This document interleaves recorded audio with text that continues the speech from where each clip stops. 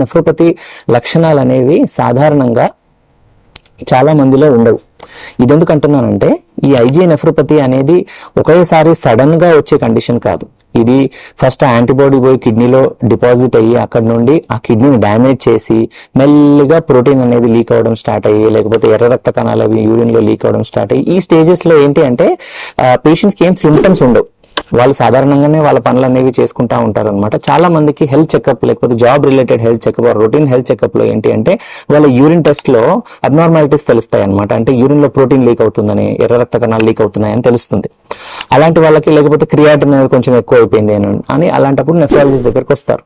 So వాళ్ళకి మేము biopsy చేస్తే అప్పుడు ఐజీఐ నెఫ్రోపతి ఉందనేది తెలుస్తుంది అనమాట. చాలా సాధారణంగా ఈ రకంగా మేము డయాగ్నోసిస్ చేస్తాం ఐజీఐ నెఫ్రోపతిని.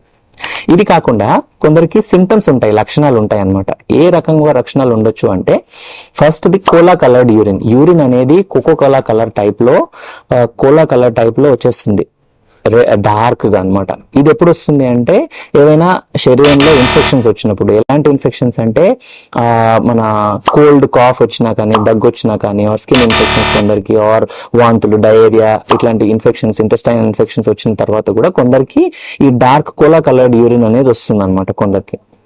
ఇంకొక కొందరికి ఏంటి అంటే స్పాంటేనియస్ గా సడన్ గా యూరిన్ లో బ్లడ్ అనేది వచ్చేస్తుంది అనమాట కొందరికి ఇన్ఫెక్షన్స్ తర్వాత, లేకపోతే సాధారణంగానే వచ్చేస్తుంది అనమాట. యూరిన్ లో ఎర్రగా యూరిన్ రావడం అనేది, యూరిన్ టెస్ట్ చేయించుకుంటే అందులో చాలా ఎర్ర రక్త కణాలు అనేవి చాలా ఎక్కువ మోతాదులో ఉంటాయి అన్నమాట. ఇది సెకండ్ సిమ్టమ్. ఇదే కాకుండా కొందరికి ఏమవుతుందంటే బ్యాక్ పెయిన్ అనేది రావచ్చు, కొందరికి కాళ్ళ వాపులు రావచ్చు, ముఖం వాపు రావచ్చు అనమాట, బాడీ మొత్తం స్వెల్ అయిపోవచ్చు.